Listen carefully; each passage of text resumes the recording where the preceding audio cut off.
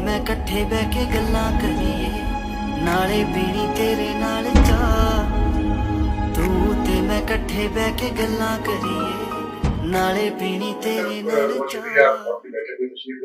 अभी बात हो रही थी नई नस्ल की शायरी के हवाले से, तो मैं आपसे ये पूछना चाह रहा था कि नई नस्ल की शायरी में कोई कलियां है भी या नहीं, या सिर्फ वैसे ही सोशल मीडिया पे एक जो बात है पैमाई की दौड़ लगी गई है, या खबर मंजूम खबरनामा आप समझ रहे हैं शायरी आपकी नजर में क्या है या क्या होनी चाहिए नए मौजूदात इसमें नए शायरों के लिए कोई आपकी ज़हन में कोई बशारत हो उसको बेहतर बनाने की लिए या उसको। हाँ, ये बड़ा अच्छा और बहुत जरूरी और अहम सवाल है। इसलिए अहम इसलिए है कि शायरी जो है वो रूह असर की गुजरते हुए अहद का वो एक पैगाम होती है, एक आईना होती है। और अदब यूं भी बच्चों मुबारक ने अपनी किताब में बड़ा खूबसूरत कोटेशन उन्होंने लिखी कि अगर आपने असली तारीख पढ़ी, तारीख जो लिखी गई है वो तो हुक्मरानों की, बादशाहों की, जंगजुओं की तारीख लिखी जाती है। अगर आपने किसी खत्ते की आवाम की तारीख और वहाँ के समाजियात को समझना है तो आप वहाँ का अदब पढ़ें। इस हवाले से देखा जाए तो शायरी जो है वो सबसे ज्यादा इजहार शायरी में होता है, समाज का, सिस्टम का और हालात का, सियासी समाजी तनाजुर उसका होता है, जो कुछ भी वहाँ बीत रहा होता है उसकी उनका बयानिया होता है। हम क्लासिकी शायरी से लेकर आज तक हम अगर वली दखनी से गजल को देखना शुरू करें तो बाबा आदम कहते हैं पहला गजल का बंदा, तो आज तक अगर गजल के अगर मुताला करें, स्पेशली ये सोशल मीडिया से पहले, ये मैं खास तौर पर मेंशन करूंगा, तो हमें मालूम होता है कि हर शायर कोई ना कोई तजिया है, उसको कोई मसला है जो उसे गहराई और गहराई दोनों चीजें फराहम करती है। अच्छा, वो अगर आप 10, 15, 20 गजलें पढ़ें किसी भी शायर की और आपको उसमें से ये मालूम ना हो सके कि ये कहना क्या जाता है, इसका प्रॉब्लम क्या है, तो इसका मतलब ये हुआ कि वो अच्छा कारीगर है और उसको काफी तदबीर के साथ, बैर के साथ उसको कुछ वजन में करना आता है और वही कर रहा है। जहां तक ताल्लुक नई नस्ल का है, यहाँ मुझे नहीं लगता कि मैं बेशुमार शायरों को पढ़ चुका हूँ, सुनता हूँ शायरों में भी, और किताब तो खैर बहुत कम लोगों की आई है, चाहे सोशल मीडिया पर ही नहीं लोग।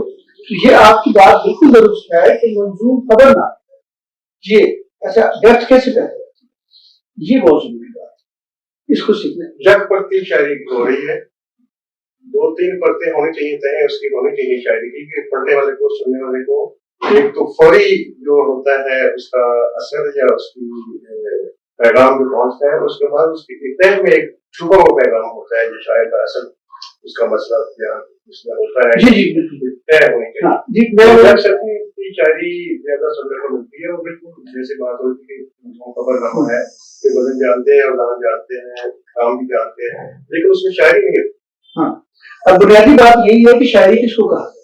अच्छा, एक सादा सी तारीफ तो ये है कि साफ छुपते भी नहीं सामने आते हैं, यानी उसको हमने महफूज कर सिर्फ अबहाम का नाम भी शायरी नहीं, वो तो आसैली बूझ गई, वो भी शायरी तो नहीं है ना। शायरी तो दरमियानी कैफियत है, जैसे आपने तहदारी की बात की, इस्तारा, तशबीह, रहमत और नजरी, और उसी के साथ उसकी पेशकश उसके साथ।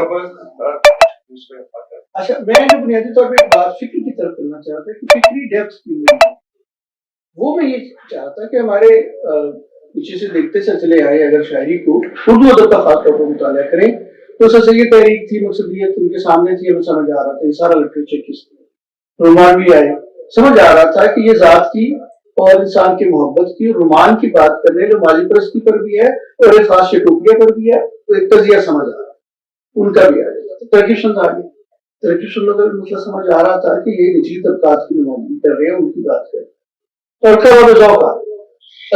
ज़ौक़ का फर्द और उसकी नफ्सियात, उसकी गहराई, उसकी डेप्थ समझ आ रही ये हो रहा है।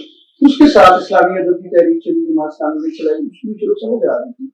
असल अस्करी ने पाकिस्तानी अदब की तहरीक चली, उसकी समझ आ रही, ज़काफ़त के साथ, अदबियत के साथ।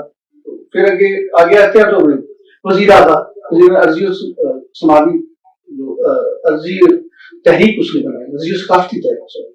اور اس کے بعد پھر امتزاجی تنقید کا انہوں نے خیر ایک بات کی، تنقید کا معاملہ ہے، لیکن یہ اسپیشلی میں پرٹیکولر تقلید کے حوالے سے بات کر رہی ہوں تو سمجھ آ رہا تھا آپ تک، ہم تک آتے آتے یہ 90 کی دہائی تک اسپیشلی ہمیں ہر شاعر وہ کسی نہ کسی فکری تناظر کے اندر بندھا ہوا نظر آتا ہے، اور خواہ وہ ذات کا حوالہ ہے یا وہ سماج کا حوالہ ہے۔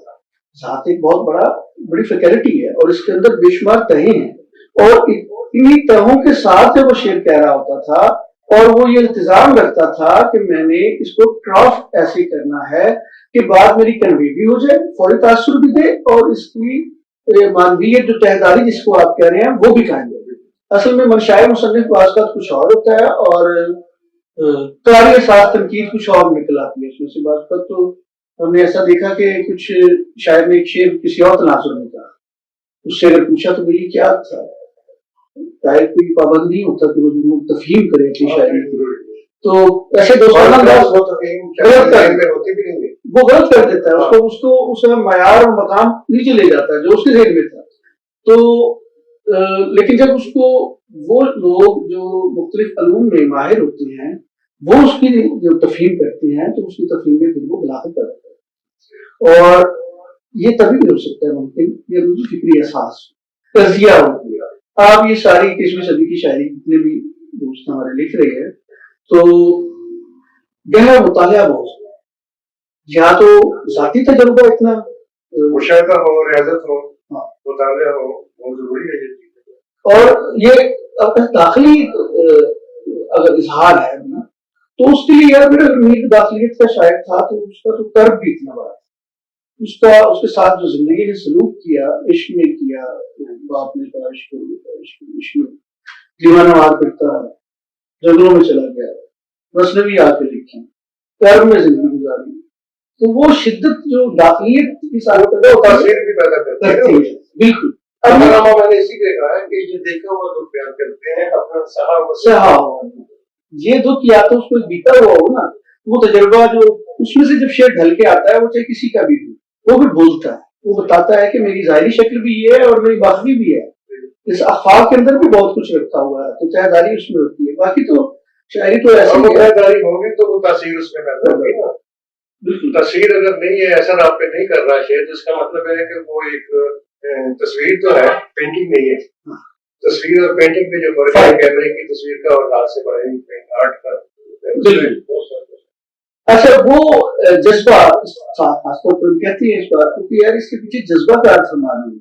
جذبہ ایک ایسا تحرک ہے جو کسی چیز کو ایلیویٹ ایسے کی طرف وہ پیدا کرتا ہے شاعری میں کہ وہ کہیں سے کہیں اٹھا کے بات کو لے جاتا ہے، اور دوسرا قاری بھی اس کے تجربے کے اندر شامل ہو جاتا ہے۔ جیسے ہم کہتے ہیں نا کہ یار یہ تو جیسے میرے حالات میں یہ میری بات کہہ دی ہے انہوں نے، اور اب میرے دل کی بات ہے، جو دل سے بات نکلتی ہے تو دل پہ اثر کرتی ہے، تو اگر دل سے ہی نہ نکلی، اپنے دل کی بجائے دوسرے کی نکلے، دل سے نہ نکلے، تو بات تو یہ بھی یہ روز بڑا ایک میں نے شزرا پڑھا فیس بک پہ، ایک نوٹ تھا ہمارے دوست شوکیانی کا، ان کا کہنا یہ تھا کہ آج کا نوجوان وہ بہت تیز ہے، بہت سمجھدار ہے، ذہین ہے، وہ میمز بناتا ہے، وہ مختلف جو ہے کلپس بناتا ہے، وہ 1 سیکنڈ کے اندر 2 سیکنڈ 4 سیکنڈ 5 سیکنڈ کے اندر جو بات چل رہی ہوتی ہے اعلام کی سطح پر اس کو فوراً سمجھ جاتا ہے اور پھر ریئیکٹ کرتا ہے۔ تو یہ جو ذہین نوجوان ہے یہ اب اس بھول بھلیوں والی شاعری کو ڈس اون کر چکا ہے، اب ان کی سطح پر آ کر شاعری ہونا چاہیے۔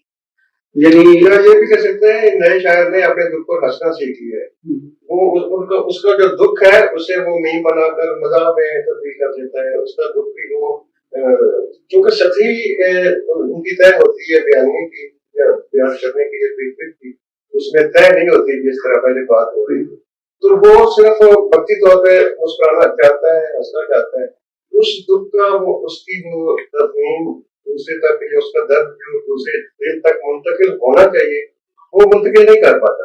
اصل بات تو یہ ہے کہ جب آپ کوئی بات کر رہے ہیں تو وہ سننے والے تک، آپ کے پڑھنے والے تک وہ بہو جس طرح آپ منتقل کرنا چاہتے ہیں اس طرح منتقل کرتے ہیں۔ آرٹ تو یہی ہے نا، اگر آپ وہ بات نہیں پہنچا پا رہے تو اس کا مطلب ہے آپ کے ہنر میں کوئی کمی ہے۔ اچھا ہاں بالکل، اس کو اچھا میں یہ شعیب کینی کے فضری کی ریفرنس انہوں نے اگلی بات کی. انہوں نے کہا کہ جی یہ جو شعراء کی زبان اس قدر ادب ہے کہ اس سے بدل جاتی ہے، اور یہ ان شاعروں کو خود سوچنا چاہیے کہ اب ان کو کس طرح لکھنا ہے. جہاں تک زبان کی تبدیلی ہے، زبان تو جب شروع ہوئی تھی خسرو سے لے کے اور آج تک زبان جامع چیز تو نہیں ہے، اس میں تبدیل ہو رہی ہے. ہر لفظ کا ایک خاندان ہوتا ہے، اس کی ہر لفظ کی ایک نصیحت ہوتی ہے. تو جو نیا شاعر جب شاعری کو شروع کرتا ہے تو وہ اس وہی سے شروع کرتا ہے، بڑی تکنی سے، بیر سے ہو تو مدد سے ہوتا ہے، اسی طرح کا لفظ بھی استعمال کرنا چاہ رہا ہے.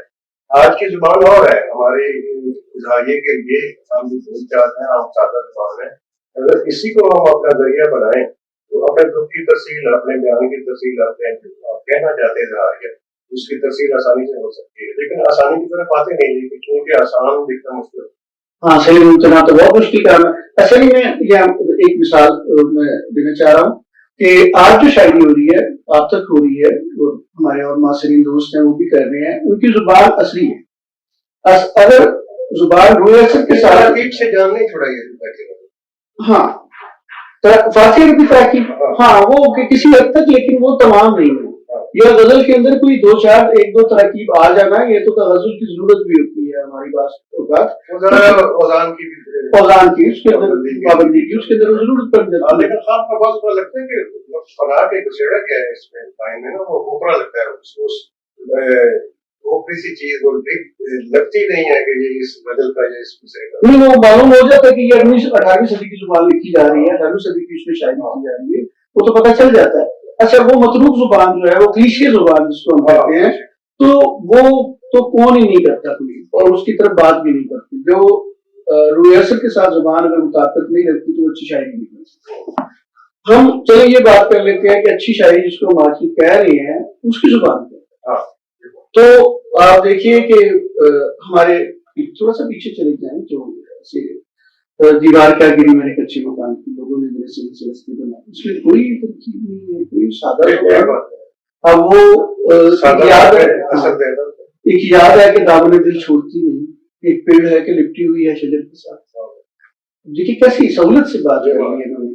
اب اسی طرح آپ تک آتے ہوئے آپ کے ہزاروں شعر ایسے ہیں کہ جو پوری کتاب ایسی ہے کہ جس کے اندر بہت روانی ہے، سلاست ہے، آسانی ہے.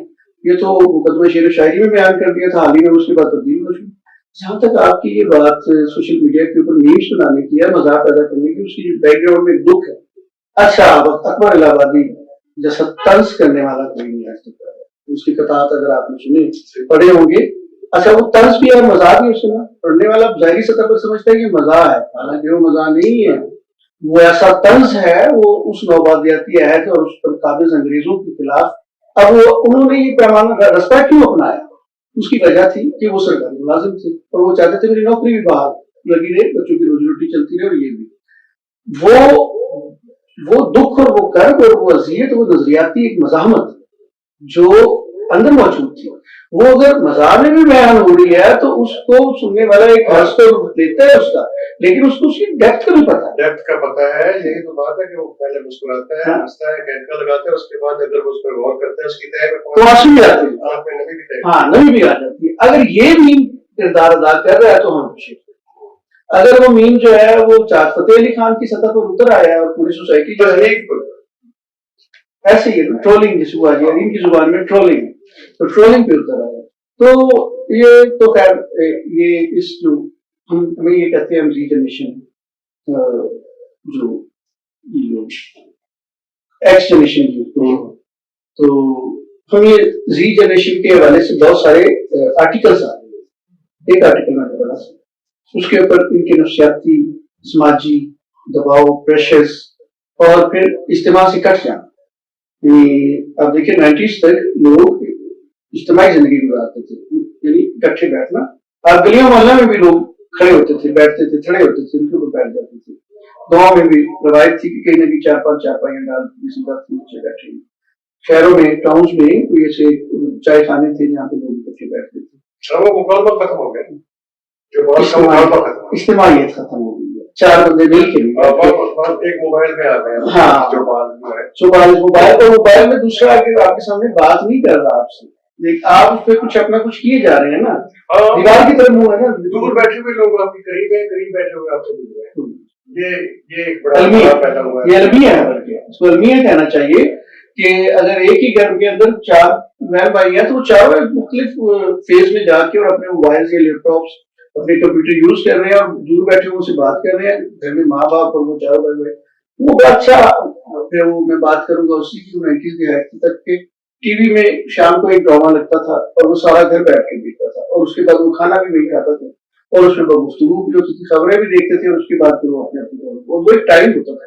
हमारे दोस्त वो कहते हैं कि प्राइम टाइम, घर का प्राइम टाइम होता है वो जो इकट्ठे बैठ के। तो आप मुझे उसने बड़ी अच्छी बात भी कहता है अगर आप अपने बच्चे को अपना प्राइम टाइम नहीं देंगे, जब वो बड़ा होगा तो वो अपना प्राइम टाइम आपको नहीं।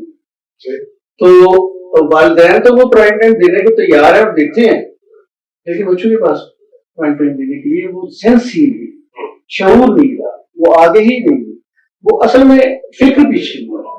फिक्र बड़ी हो साथ तो बंदे के अंदर तड़प होती है, आग होती है, वो हड्डियों में घुसती है, वो आपको कुछ ऐसा करने कहने पे, दूसरों को देखने पे, दूसरों के साथ जुड़े, मोहब्बत कहते हैं, मोहब्बत एक मामला, एक सिंगल लेयर ये भी नहीं। अगर किसी को एक फर्द से मोहब्बत है ना, उसको अफराद से मोहब्बत करना है, अफराद से फिर इज्तिमा से मोहब्बत आती है, इज्तिमा से फिर पूरी सोसाइटी से इंसान तक चली जाती है ये बात।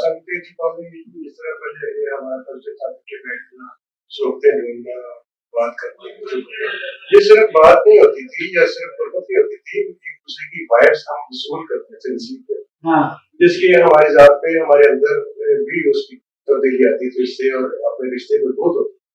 अब दूर बैठे हुए मोबाइल पे जो रिश्ते बन रहे हैं वो फील वो महसूस ही नहीं कर सकते गुर्बत की। तन्हा भी है, हर बंदा अपने अंदर तन्हा भी है और तन्हाई भी जाता है।